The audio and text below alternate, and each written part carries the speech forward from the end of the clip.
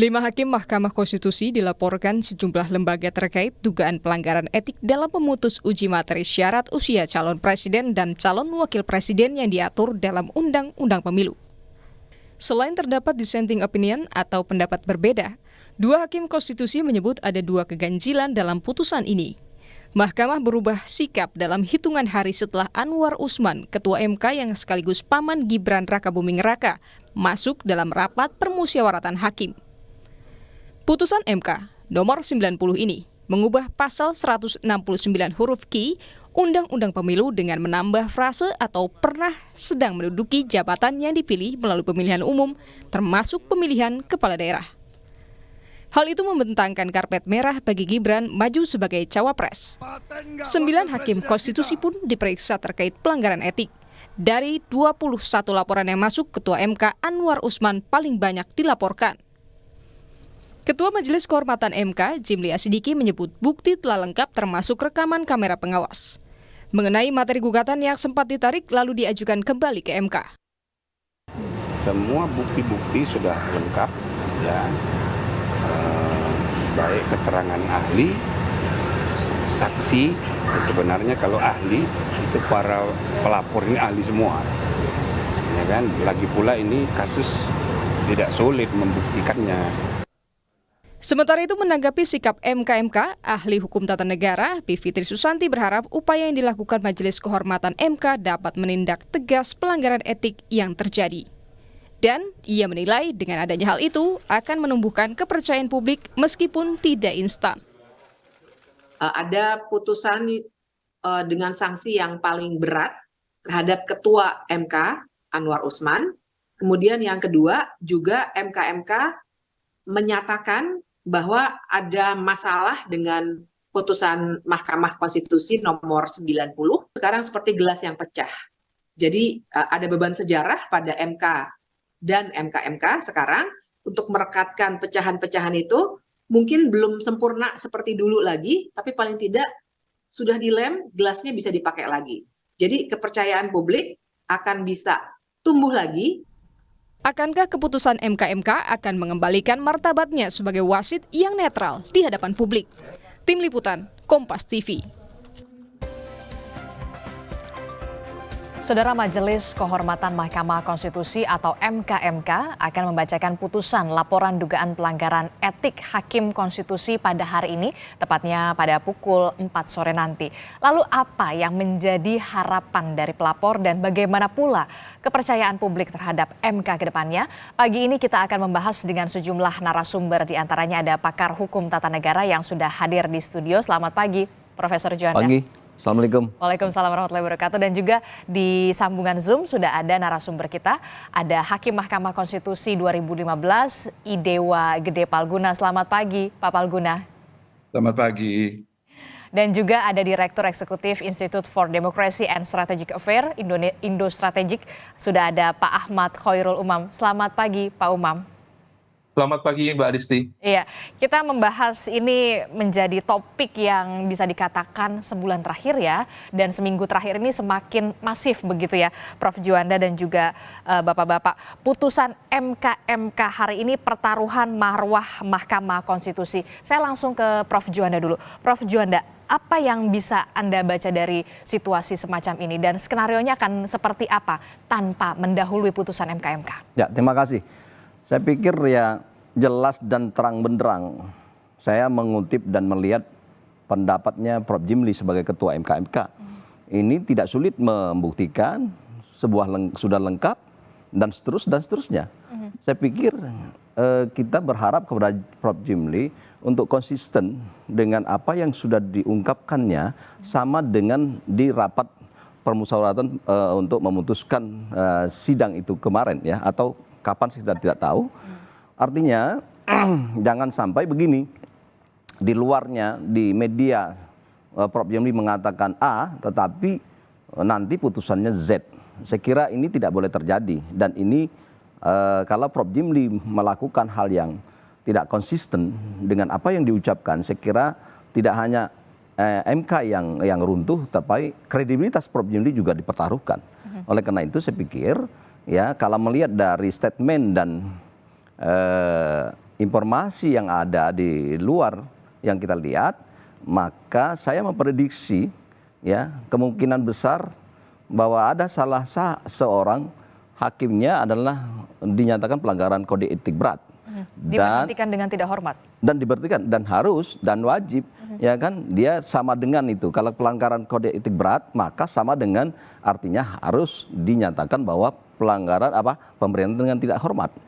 Nah, kalau begitu pelanggaran tidak hormat, saya pikir legitimasi moral dari putusan nomor 90 itu sudah tidak ada lagi, roh daripada hukum itu adalah keadilan sudah tercabut. Dan saya kira ini jelas cacat material dan cacat formil. Dan oleh karena itu saya pikir karpet merah yang dibentangkan oleh Mahkamah Konstitusi untuk tentu seseorang yang katakanlah yang pernah menjabat segala macam itu tadi yang digunakan oleh Gibran, maka saya kira Gibran dengan sendirinya kita menghimbau untuk mundur kalau ini terjadi nanti. Ya, mundur dari pencalonan cawapres. Kenapa? Karena di situ ada cacat moral, cacat etikanya yang dilakukan oleh hakim. Nah, oleh karena itu putusan itu tidak boleh begitu. Saya pikir ya Pak Palaguna tahu itu bagaimana mantan hakim konstitusi bergeraknya untuk menegakkan hukum dan konstitusi. Dan di dalam hukum dan konstitusi ada keadilan. Untuk apa tegaknya ini secara formil sudah ada putusan tapi tidak ada keadilan. Dan ini menjadi masalah saya kira. Oke, jadi siapa yang Anda maksud akan ada sanksi yang berat, pemberhentian tidak hormat, betul? Ya, siapa yang dianggap melakukan, ya saya kira ya sudah kita transparan aja. Yang saya lihat di situ terus di media sosial dan media elektronik ya. Ya tentu adalah indikasinya ke Ketua MK. Ketua MK itu ya Pak Anwar Usman, karena ada keterkaitan dan korelasi dengan seseorang yang di situ ada kerabatnya gitu. Ya, kita buka aja lah siapa Pak Anwar Usman itu misalnya. Nah, secara pribadi kan katanya ya, saya nggak lihat, tidak diundang dulu waktu nikah. Itu kan si pamannya Gibran, ya kan? Nah, terus Gibran di situ di nomor di angka 9 kalau istilah putusan 90 itu ada nama Gibran. Terus sekarang ternyata Gibran juga benar-benar menjadi cawapres salah satu pasangan.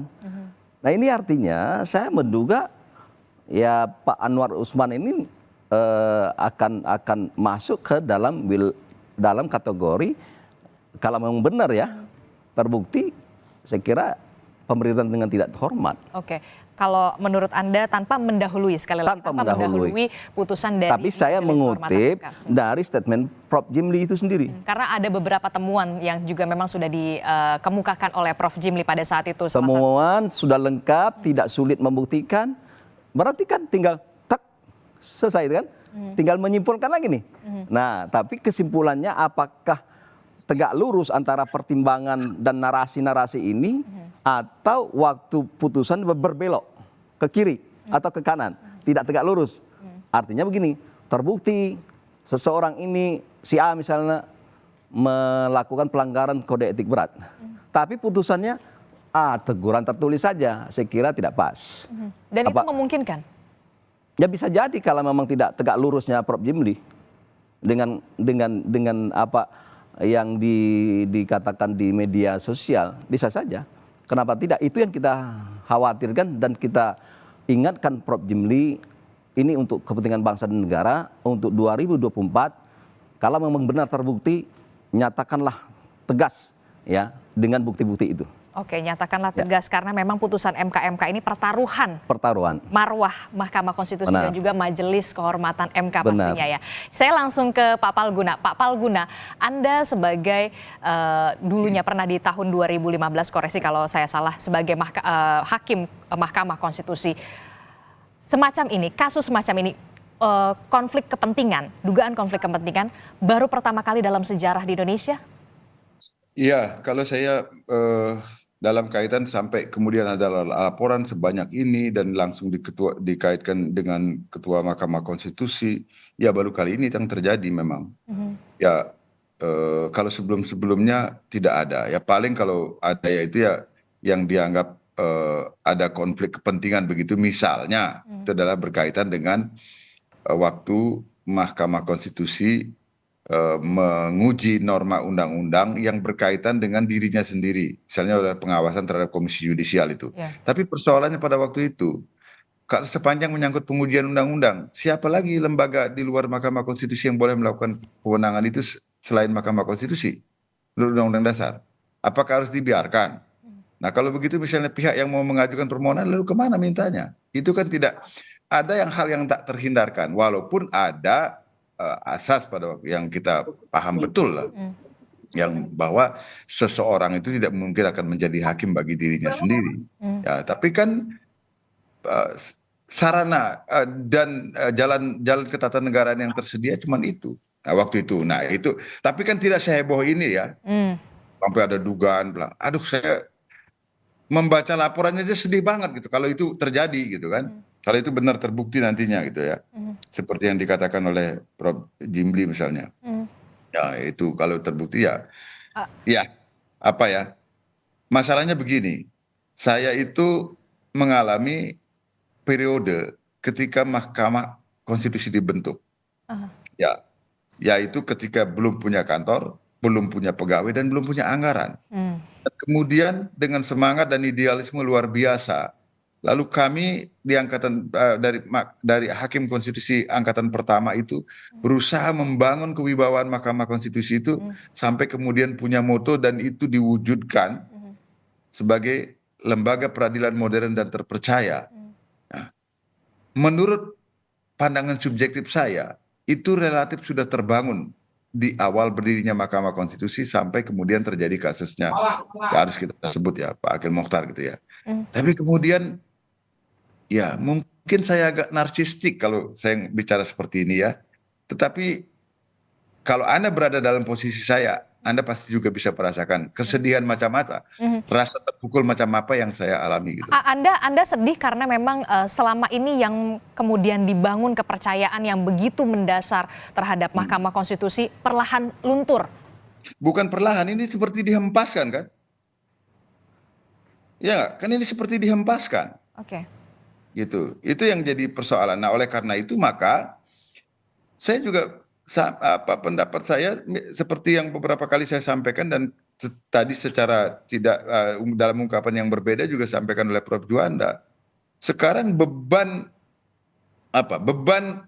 Mahkamah Konstitusi dengan adanya kasus ini berpindah menjadi beban Majelis Kehormatan Mahkamah Konstitusi gitu loh. Untuk menyelamatkan itu. Dan karena itu memang wajar kalau kemudian harapan publik begitu besar kepada Majelis Kehormatan. Walaupun saya agak berbeda pendapat sedikit dengan Prof. Juanda dalam pengertian bahwa Majelis Kehormatan tidak bisa memang memasuki ranah putusan Mahkamah Konstitusi. Tetapi itu bisa menjadi alasan kalau misalnya hendak dilakukan pengujian ulang terhadap norma pasal 169 huruf Q Undang-Undang Pemilu berdasarkan alasan konstitusional baru yang disebutkan dalam pasal 60 Undang-Undang Mahkamah Konstitusi dan tampaknya itu sudah ada yang mengajukan. Oke, sudah ada Pak Denny Indrayana dan juga Pak Zainal Arifin Mokhtar. Nah, pada hari Jumat yang lalu. Kan itulah jalan yang harus memang seperti agak memutar sedikit. Tapi hukum acara yang disediakan itu seperti itu. Sebab kita tidak bisa juga menegakkan hukum dan keadilan itu dengan cara melanggar hukum dan keadilan gitu kan. Nah, itu yang saya maksudkan. Jadi memang sudah disediakan sarana hukumnya. Nah, problem sekarang kan nanti bahwa itu akan diperiksa kembali oleh hakim yang sama. Apakah benar-benar sama? Nah, itu yang sekarang penentunya ada di Majelis Kehormatan Mahkamah Konstitusi yang nanti segera akan menyampaikan putusannya itu. Gitu. Oke, Prof. Juanda, kita mendengar kesedihan yang begitu mendalam, terutama dari Pak Palguna yang sudah dikatakan membangun reputasi kepercayaan publik Mahkamah Konstitusi dan kemudian dihempaskan. Nah, kita melihat putusan MK ini masuknya ke ranah etik, betul memang. Apakah mungkin ada kewenangan rekomendasi untuk tadi yang disebutkan Pak Palguna mengkoreksi putusan dari pasal 169? Ya, saya kira pertama saya mengklarifikasi dulu. Sebenarnya mungkin Pak Palguna tidak mendengar. Saya tidak pernah mengatakan putusan MK ini masuk ke substansi putusan nomor 90 ya. Tadi tidak pernah saya katakan itu. Saya mengatakan bahwa MK ini tetap dalam koridor etik ya. Nah, cuman yang saya katakan tadi, ketika ini pelanggaran kode etik berat ternyata terbukti nanti, maka saya mengatakan putusan itu tidak memiliki legitimasi moral. Walaupun tuh legitimasi hukumnya tetap jalan. Dan oleh karena itu saya katakan hukum tanpa ada legitimasi moral sama dengan adalah angan-angan dan rohnya sudah tercabut. Itu yang saya maksud tadi. Kembali pada persoalan yang dimaksud tadi, apakah bisa rekomendasi? Kita berharap ya mazhab yang dipakai oleh Prof. Jimli tidak mazhab positivistik. Ya, artinya tidak hanya legal yuridis formal saja, tetapi melebar kepada hal yang kira-kira demi untuk keadilan tidak ada masalah. Misalnya merekomendasi, ada kata-kata merekomendasi bahwa ini adalah diperiksa ulang misalnya. Saya kira itu yang kita minta, ada terobosan gitu. Walaupun tidak keluar dari secara substansi putusan MK itu di bidang etik. Nah, karena terbukti etik maka ada rekomendasi untuk diperiksa ulang. Tapi memungkinkan ada rekomendasi untuk diperiksa ulang. Nah, itu yang saya bilang tadi bahwa MK tidak dalam ranah hanya semata-mata di legal formal saja, tapi diperluas ya, tapi tidak masuk ke dalam substansi putusan. Nah, merekomendasikan tidak masalah karena ada terbukti pelanggaran kode etik berat dan ini dijatuhkan dengan pemerintahan dengan tidak hormat misalnya, terus dinyatakan lagi bahwa direkomendasi untuk diperiksa ulang. Saya kira tidak ada masalah demi untuk negara dan keadilan saya kira. Apalagi kemudian ada yang pemohon untuk uji formil begitu. Nah, apalagi itu jadi beriringan lah dia. Satu sisi sudah ada yang melakukan permohonan kembali ya, Zainal dan kawan-kawan itu dengan alasan misalnya ini karena sudah putusan nomor 90, karena ini ada dianggap cacat, diajukan kembali. Saya kira tidak ada masalah. Sebab begini ya, yang saya pahami permohonan uji satu ketentuan atau pasal itu di dalam sebuah undang-undang boleh asal satu ya, misalnya argumentasinya berbeda. Alasannya berbeda. Alasan berbeda. Yang kedua, alat ujinya dalam konstitusi itu berbeda misalnya. Nah, yang ketiga mungkin karena alasannya ini tadi, karena pelanggaran kode etik. Saya kira itu bisa dijadikan alasan yang berbeda. Menurut saya bisa.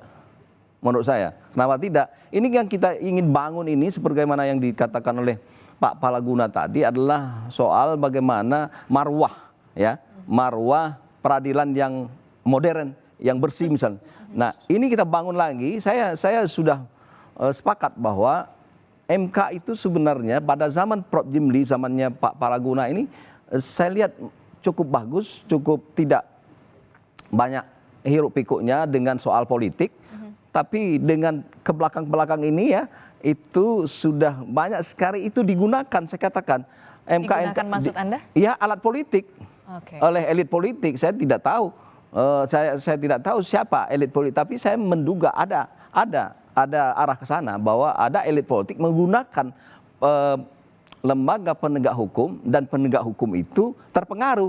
Soalnya mungkin waktu Pak Palaguna dulu tapi tidak terpengaruh, ya kan gitu. Nah, inilah mungkin bedanya ya. Nah, itu makanya di dalam syarat dari hakim konstitusi ada tidak tercela, adil, ya, negarawan dan sebagainya, tapi tidak dipedomani oleh hakim-hakim yang sekarang. Minimal adalah 3 hakim itu, tapi 4 hakim kita juga harus plus juga ya. 4 hakim yang dissenting opinion kemarin masih tegak lurus saya lihat. Oke, jadi masih ada beberapa hakim yang tegak lurus. Bilang semuanya hakim di konstitusi itu tidak berintegritas atau berpihak pada hal-hal yang politik, saya kira tidak fair juga. Oke, harapan masih ada. Masih ada. Oke, saya ke Pak Khairul Umam. Pak Umam, ini kalau tadi kata Prof. Juanda, kalau zamannya Pak Palguna, Pak Jimli ini sebenarnya ada yang ingin masuk gitu ya politik tapi tidak bisa. Tapi kalau sekarang nampaknya dijadikan alat begitu. Nah, bagaimana Anda melihatnya dampaknya untuk politik Indonesia? Dampak terhadap politik di Indonesia tentu akan menghadirkan sejumlah ketidakpastian. Dan ketidakpastian itu tentu akan memunculkan berbagai macam spekulasi, termasuk terkait dengan konteks pilihan-pilihan politik, strategi politik, dan juga pendekatan di dalam konteks pemenangan di Pilpres. 2024 mendatang. Memang secara umum, Mbak, situasi ini pernah diidentifikasi sebagai sebuah bagian dari bentuk kemunduran demokrasi yang cukup serius. Sekitar akhir 2018, sejumlah teman di ANU, di Australian National University, let's say salah satu misalnya Thomas Power, dia menulis sebuah artikel yang cukup spektakuler dengan judul Jokowi's Authoritarian Turn and Indonesia Democratic Decline. Di dalam artikel itu, salah satu yang diindikasi sebagai bagian dari bentuk kemunduran demokrasi di Indonesia adalah penggunaan instrumen hukum sebagai sebuah alat politik dan kekuasaan. Nah, kalau misal kemudian situasi ini terus berkembang, dulu masyarakat sipil, kelompok civil society menyaksikan bagaimana penghancuran kredibilitas KPK bisa terjadi secara sistematis. Sekarang adalah Mahkamah Konstitusi yang kemudian dianggap sebagai bagian dari anak kandung reformasi dan ternyata kemudian mengalami situasi yang sama. Nah, putusan kemarin terkait dengan perkara 90 mengenai syarat capres-cawapres terkait batas usia itu adalah sebuah bentuk bagian dari kemunduran demokrasi itu sendiri. Karena bagaimanapun juga memang di satu sisi kita menghormati pasal 24 konstitusi yang menegaskan bahwa putusan MK itu bersifat final and binding, final dan mengikat. Tetapi ketika kemudian muncul dugaan-dugaan terkait dengan konflik of interest, kemudian adanya dugaan praktik nepotisme yang kemudian membuka lagi dugaan apakah kemudian ada intervensi kekuasaan terhadap proses pengambilan keputusan di level MK. Nah, semua itu yang kemudian memunculkan sejumlah spekulasi. Dan spekulasi ini tentu akan berdampak pada ketidakpastian. Pada level ini, dalam konteks politik praktis, saya menduga pihak Prabowo Gibran tampaknya tidak akan surut.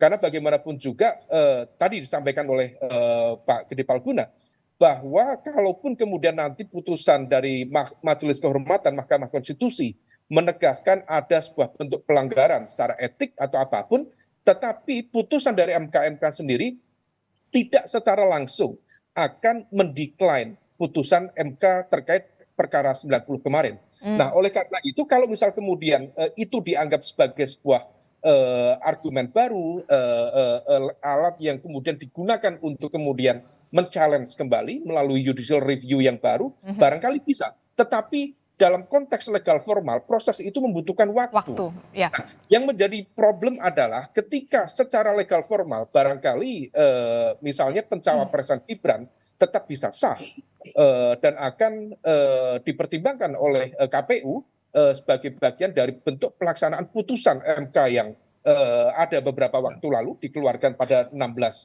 Oktober yang lalu. Tetapi di saat yang sama ada legitimasi politik yang kemudian barangkali akan terganggu kalau misal kemudian putusan MK nanti sore menyatakan menegaskan bahwa ada bentuk pelanggaran baik secara etik maupun dalam bentuk yang lain. Barangkali ada isu transaksional yang kemudian bisa mengarah ke pidana atau isu ke korupsi dan lain sebagainya. Oke, nah itu dia yang kemudian masih menjadi pertanyaan kita semua. Apakah mungkin ketika ada putusan dari Majelis Kehormatan MK ini ada pelanggaran etik, ada juga kemudian rekomendasi untuk menguji kembali putusan 90, Pak Palguna, apakah kemudian bisa kemudian dikoreksi secara singkat sidangnya? Itu yang kemudian menjadi pertanyaan, tapi jangan dijawab dulu. Kami akan kembali usai jeda, tetaplah bersama kami di Sapa Indonesia Pagi. Terima kasih Anda masih bersama kami di Sapa Indonesia Pagi. Saudara, kita masih membahas soal bagaimana menanti putusan dari Majelis Kehormatan Mahkamah Konstitusi yang menjadi pertaruhan marwah Mahkamah Konstitusi. Sudah bergabung dan juga masih bergabung di studio, sudah ada Profesor Juanda, kemudian melalui sambungan Zoom sudah ada Pak Palguna dan juga Pak Umam. Menyambung dialog kita tadi, Pak Palguna, kalau kata Pak Umam ini kan butuh waktu ya, kemudian untuk ada pengkoreksi atau sidang kembali begitu ya bisa dikatakan. Nah, kalau Pak Palguna sendiri melihatnya bagaimana jika nanti memang di putusan sidang MK ini memberhentikan salah satu hakim konstitusi, apakah mungkin sidang pengkoreksian ini dilakukan secara sesingkat-singkatnya dengan 8 hakim MK? Ya, kalau mengacu pada proklamasi kemerdekaan dalam waktu sesingkat-singkatnya. Iya, gini, tetap hukum acaranya kan ada, tapi saya pikir nggak tahu ya, apakah fase perbaikan permohonan sudah dilewati atau belum? Ya, kalau sudah kan tidak perlu menghabiskan waktu 2 minggu juga kan, selesai sekian hari bisa disidangkan lagi, dan kemudian kalau Mahkamah Konstitusi memandang semua keterangan yang diperlukan itu sudah cukup berdasarkan pasal 54, ya bisa persidangannya cepat. Tapi ini kita kan semua berandai-andai nih sekarang ya. Artinya kalau itu terjadi ya, kalau yang kemudian ditumpangi dengan kalau juga gitu kan. Nah, kalau itu terjadi dan kalau para pemohon itu tidak mengajukan ahli lagi misalnya, atau kalaupun mau mengajukan cukuplah dengan keterangan tertulis misalnya affidavit misalnya, yang kemudian disampaikan secara ringkas dan diserahkan langsung dalam persidangan, sehingga mahkamah bisa langsung mengatakan oke, pemeriksaan untuk pembuktian sudah selesai dan langsung diajukan rapat permusyawaratan hakim. Kan bisa cepat. Nah, itu kalau soal kecepatan ya. Dan itu kan pernah juga beberapa kali terjadi. Nah, artinya soal kecepatan itu sesungguhnya para pemohon juga ikut punya andil. Jangan lagi nama-namai misalnya nanti minta pula Pak Juanda jadi ahli ke situ memberikan keterangan kan gitu. Atau minta saya jadi, tapi kalau saya kan memang sudah berjanji tidak akan memberikan keterangan di MK kecuali kalau MK sendiri yang memanggil gitu. Nah, artinya kalau itu yang terjadi bisa sesungguhnya. Ya, cuma kan itu apakah langsung menyelesaikan persoalan, itu ada soal lain lagi nanti ya. Gitu. Oke, jadi berapa lama paling cepat? 1 hari bisa selesai? Kalau dulu putusan KTP itu berapa lama sih yang Pak Prof Mahfud dan ini? Mungkin 2 atau 3 hari gitu. Nah, artinya pemeriksaan pendahuluan dulu. Kalau itu sudah dilakukan nggak boleh dilewati, kan kita nggak boleh loncat-loncat melanggar hukum acara. Itu kacau lagi, nanti diperiksa lagi oleh oleh majelis MK. Ya, jadi gini, ya, itu kalau sudah melewati pemeriksaan pendahuluan, rapat permusyawaratan hakim menetapkan kita perlu sidang pembuktian apa enggak. Bahkan kalau di rapat permusyawaratan hakim itu mahkamahnya berpendapat kita tidak perlu lagi pemeriksaan persidangan karena bukti yang kita perlukan sudah cukup yang disampaikan oleh pemohon, udah langsung aja drafting putusan gitu loh. Tapi mungkin nggak ketika kemudian pemohon uji formil, Pak Denny Indrayana? Nggak ada uji formil, kan uji material ini. Langsung uji material, berarti langsung bisa putusan. Uji formil kan membentuk undang-undang secara keseluruhan, pembentukan undang-undang. Oke, berarti bisa langsung putusan. Kalau sudah melewati, Anda tadi tak nyimak ya, kalau sudah melewati pemeriksaan pendahuluan dan hakimnya berpendapat bahwa tidak diperlukan pemeriksaan persidangan lagi, sudah cukup berdasarkan pasal 54, hakim bisa langsung untuk mengumumkan nanti jadwal putusan gitu loh. Bisa cepat sebenarnya, bisa cepat. Oke, dengan 8 hakim MK saja. Kok Anda sudah membayangkan 8 hakim, bagaimana ceritanya itu? Ya kalau misalkan ada dugaan pelanggaran etik dalam putusan MK kan kita tanpa mendahului putusan MK begitu ya. Ini sudah mendahului sebenarnya. Tapi sebagai pengandaian oke lah. 8 itu, jadi saya mau mengatakan menurut hukum acara, quorum persidangan maupun quorum pengambilan keputusan itu harus 9 dalam keadaan luar biasa, tidak boleh kurang dari 7. Itu artinya 8 atau 7 itu boleh gitu loh. 8 atau 7 itu berarti bisa ya? Nah kalau 6 tidak boleh, harus tambah cie itu. Kalau 6 itu harus tambah 1. Kalau 7 boleh dalam keadaan luar biasa. Gitu. Oke. Kalau untuk kasus ini berarti dalam keadaan luar biasa? Ya termasuk keadaan luar biasa. Ini masuk dalam keadaan luar biasa? Iya, sakit keras misalnya gitu. Itu kan masuk dalam keadaan luar biasa. Ya ini bisa yang penting tidak boleh kurang dari 7. Oke, syaratnya tidak boleh kurang dari 7 hakim konstitusi. Nah itu ya jadi problem nanti. Kalau kurang dari 7 gimana? Nah itu yang tidak bisa ngambil keputusan. Itulah sebabnya, mohon maaf saya minta waktu 1 menit lagi. Sebenarnya kita bisa meniru seperti Austria lah dengan sistem hakim pengganti loh. Hakimnya tetap 9, tapi ada yang namanya hakim pengganti semacam hakim cadangan gitu. Dia bukan hakim konstitusi yang bersifat permanen, tetapi dia cadangan. Kalau nanti ada hakimnya yang tidak bisa menyidangkan perkara, bisa karena konflik kepentingan, bisa karena sakit, atau karena alasan yang lain. Nah, dia yang hakim pengganti itu sebagai pengganti. Sehingga quorum tetap terpenuhi, dan dia hanya, maaf saya jadi ngomong, dia hanya dibayar untuk persidangan itu saja. Dia bukan hakim tetap, namanya hakim pengganti. Itu sistem yang diterapkan di Austria. Bisa diterapkan di sini? Sekarang kita belum bisa, kalau di sini harus. Dan menurut saya itu tidak memerlukan perubahan undang-undang dasar, cukup di undang-undang Mahkamah Konstitusi saja, karena tidak mengubah jumlah 9 hakim itu, gitu loh. Tapi ini mungkin bisa dipikirkan ke depan dengan adanya kasus ini sebagai pengalaman ya. Oke, Enggak, oke. saya ini agak melebar topiknya sedikit karena Oke. saya Ya, takut ini lupa adalah gitu. langkah mitigasi, jangan sampai kemudian ini terjadi lagi, begitulah ya. Iya, kayaknya ya seperti Badan Penanggulangan Bencana lah kita ini sekarang. Oke, Pak Umam setelah tadi Pak Umam bilang katanya ini bisa berdampak terhadap ketidakpastian politik, termasuk juga kalau Pak Palguna mengatakan ini seperti dihempaskan kepercayaan. Nah, kalau misalkan publik saja sudah distrust oleh MK, lalu bagaimana dengan nanti hasil pilpresnya?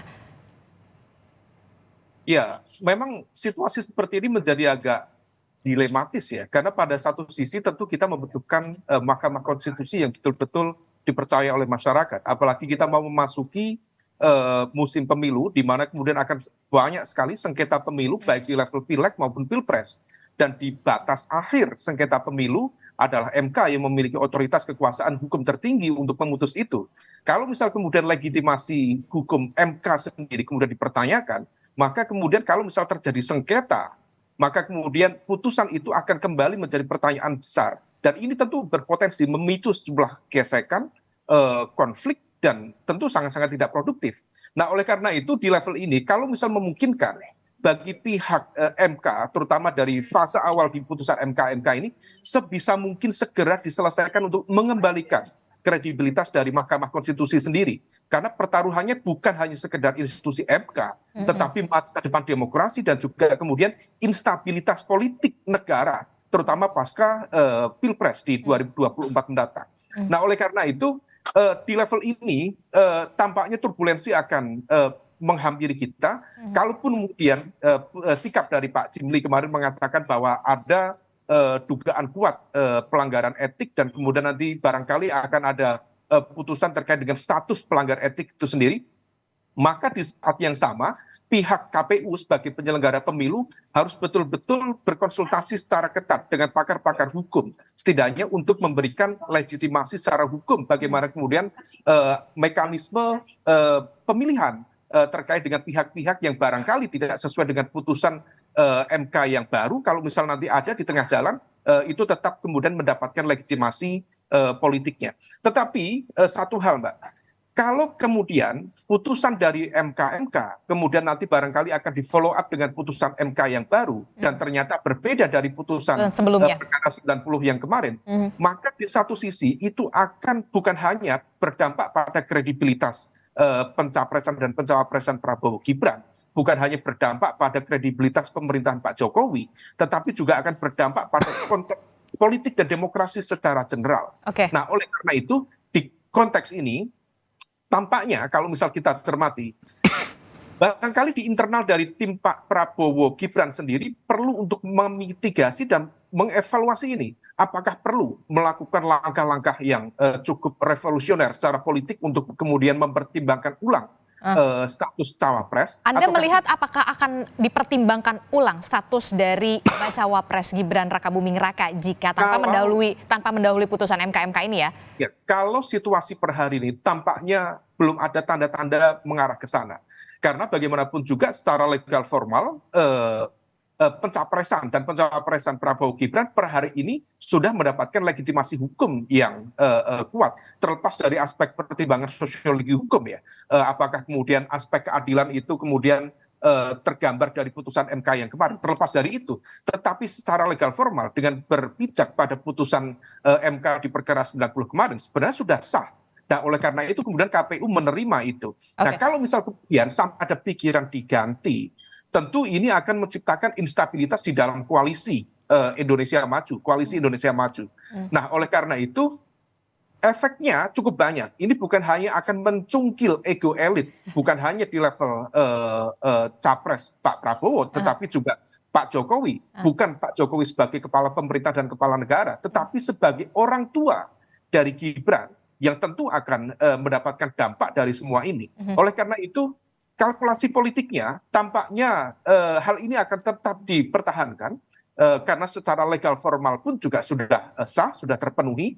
Tetapi kalau misal kemudian nanti ada putusan yang berbeda, efeknya harus antisipasi, harus dievaluasi. Karena kalau misal kemudian nanti dia menang, Prabowo Gibran menang di Pilpres 2024, ternyata ada putusan yang berbeda dari Mahkamah Konstitusi mengevaluasi putusan yang kemarin, maka legitimasi politik dari keterpilihan Prabowo Gibran di Pilpres 2024 mendatang berpotensi dipertanyakan.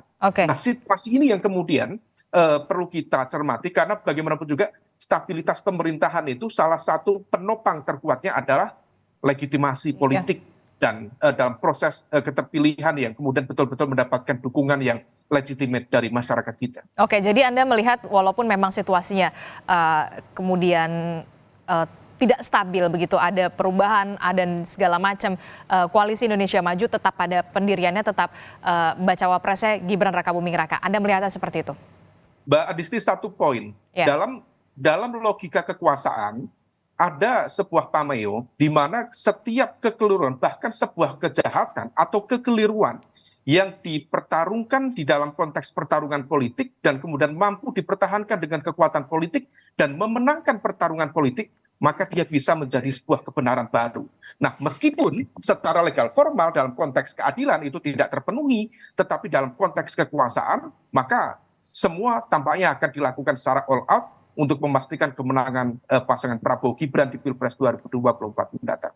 Oke, baik. Pak Prof Juanda, kalau memang kemudian ada putusan MK ini, kemudian ada pengoreksian putusan 90, kemudian berubah, putusan 90 berubah dari putusan sebelumnya, kemudian Capres-Cawapres sudah ditetapkan oleh KPU, langkah hukum apa yang kira-kira skenario akan dilakukan kembali oleh beberapa pihak?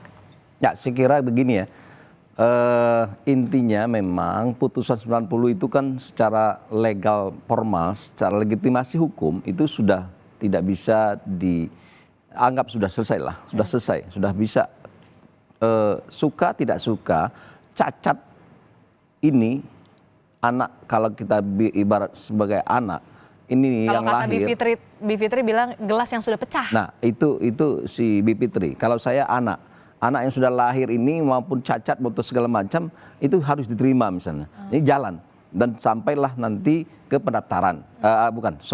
Ke penetapan ya, cawapres, capres dan diketok palu oleh KPU. Nah, oleh karena itu saya kira ya peluang bagi orang-orang mencari keadilan itu akan melakukan gugatan ke PT UN dari penetapan KPU sendiri.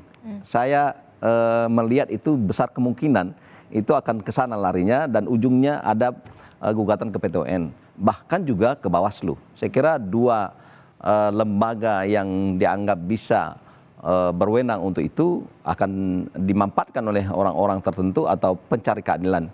Karena sudah habis di MK, maka ada tahap berikutnya. Oleh karena itu saya kira ini adalah merupakan sebuah pertandingan yang sangat seru dan belum selesai dengan adanya putusan MK ini. Kalau misalnya ini terus jalan.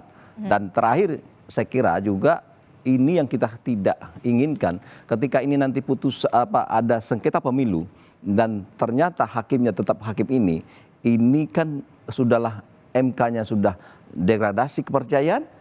Terus nanti ada prediksi-prediksi yang sangat abstrak dan tentu berkaitan dengan soal kejujuran, keadilan akan muncul ini, maka saya kira ini akan terus menggeliat sehingga negara kita tentu di samping memang tidak terwujudnya keadilan, juga demokrasi kita akan sedikit dipertanyakan kalau ini nanti masuk ke dalam wilayah sengketa hasil pemilu. Dan apalagi kalau misalnya masih tetap orang-orang hakimnya seperti ini, saya yakin masyarakat lebih tidak percaya lagi, dan apapun sebenarnya sudah dilakukan oleh KPU atau pasangan itu jujur, tetapi orang pasti mengaitkan ini putusan 90 mau tidak mau akan diungkit kembali. Saya kira oleh karena itulah begitu pentingnya ya putusan MK ini jangan dianggap remeh, dan Prof Jimli kita mohon di sini uji kredibilitas yang sekian kalinya untuk negara dan bangsa. Oke, nampaknya masih panjang ya babak demi babaknya ya, tidak sampai di sini saja. Ya, kalau masih ada peluang karena memang disitulah mungkin ke depan di samping hal-hal yang masalah-masalah tadi, saya berpikir kalau hal-hal yang menyangkut misalnya sangat mendasar untuk kepentingan bangsa negara misalnya, saya kira aturan atau prinsip yang mengatakan putusan MK itu final and binding itu ada pengecualian ke depan. Perlu diatur lagi beberapa undang-undang dirobah. Undang-undang kekuasaan kehakiman, undang-undang Mahkamah Konstitusi, termasuk pasal 24C itu sendiri. Jadi ada pengecualian. Ketika itu adalah sangat mendasar, diberi ruang untuk melakukan upaya yang hukum, tapi ada sangat ketat. Oke, berarti dengan adanya kasus ini harus ada evaluasi yang kemudian menyeluruh, jangan sampai kemudian hal semacam ini terjadi kembali begitu ya di Pilpres. Nah, Pak Palguna, terakhir Pak Palguna, kalau tadi Pak Profesor Juanda bilang kalau hakim-hakimnya masih beberapa nama ini degradasi kepercayaan. Nah, apa harapan Anda? Gini. Coba kita lihat dulu adanya hakim-hakim ini itu yang mana maksudnya itu kan, kalau ini kan karena memang tidak semua hakim ya, karena kan ada kalau tidak salah ada yang dissenting opinion. Ya ada beberapa masih inilah. Tapi gini, sebagai yang disampaikan Pak Juanda itu benar. Jadi kalau kepercayaan publik itu sudah sudah tergerus kan sulit untuk mengembalikan. Iya. Tetapi berarti tidak boleh. Cara mengembalikan inilah yang selalu saya sampaikan dari dulu ya. Makanya penting sekali, entah untuk kali keberapa saya ngomong ini ya, proses rekrutmen hakim itu loh, pasal 24C ayat 5 Undang-Undang Dasar 45 itu menegaskan hakim konstitusi itu adalah dia harus berintegritas, jujur, tidak tercela, menguasai negarawan yang menguasai konstitusi dan ketatanegaraan. Ini yang tidak pernah di breakdown di dalam undang-undang tentang Mahkamah Konstitusi, sehingga ada proses rekrutmen hakim yang seragam di ketiga cabang kekuasaan negara yang secara konstitusional mempunyai kewenangan untuk mengusulkan calon hakim konstitusi. Akhirnya diserahkan kepada masing-masing lembaga negara itu. Presiden punya caranya sendiri, DPR punya caranya sendiri, Mahkamah Agung punya caranya sendiri. Undang hanya menyebutkan hakim konstitusi dipilih secara objektif, transparan, dan akuntabel. Bagaimana itu breakdown-nya? Padahal itu bagaimana kemudian kita menguji kenegarawanan, walaupun kita begitu abstrak itu ya, tapi kan paling tidak ada parameter tertentu lah, tidak pernah begini, tidak pernah gitu misalnya. Bagaimana untuk menguji integritasnya? Bagaimana untuk menguji bahwa dia tidak tercela? Bagaimana untuk menguji bahwa dia menguasai konstitusi dan ketatanegaraan? Apakah dari karya? Apakah dari pernah menjabat ini itu misalnya gitu ya, itu kan harus ada breakdownnya di dalam undang-undang. Tapi udah 3 kali saya usulkan itu, 3 kali pula undang-undang Mahkamah Konstitusi mengalami perubahan yang diutak-utik cuma soal umur aja. Apa yang terjadi dengan umur itu kan? Jadi ini yang kemudian menjadi pertanyaan, harus ada evaluasi yang menyeluruh soal rekrutmen ya Pak Palguna ya? Ya, undang-undang Mahkamah Konstitusi juga hukum acaranya perlu dilengkapi. Itu udah berapa kali saya usulkan gitu ya di undang-undang Mahkamah Konstitusi, tapi tidak pernah digubris oleh pembentuk undang-undang. Gitu.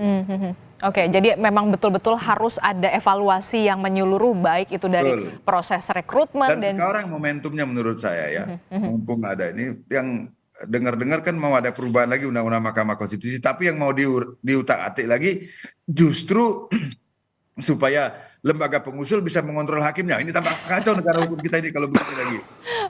Oke. Tentu saja ini menjadi momentum tidak hanya bagi Mahkamah Konstitusi saja, tapi bagi kita semua, begitu, bagi perpolitikan Indonesia, demokrasi Indonesia, supaya tidak kembali lagi terjadi semacam ini, begitu. Itu harapan kita, dan tentu saja kalau misalkan mengalami kepercayaan yang degradasi kepercayaan, tentu saja bisa dikatakan masyarakat butuh waktu. Kita akan tunggu bagaimana putusan dari MK ini, pertaruhan marwah Mahkamah Konstitusi. Terima kasih Pak Prof Juanda telah bergabung bersama kami. Terima kasih kembali. Dan juga ada Pak Palguna, terima kasih atas perspektifnya, dan juga ada Pak Khairul Umam, terima kasih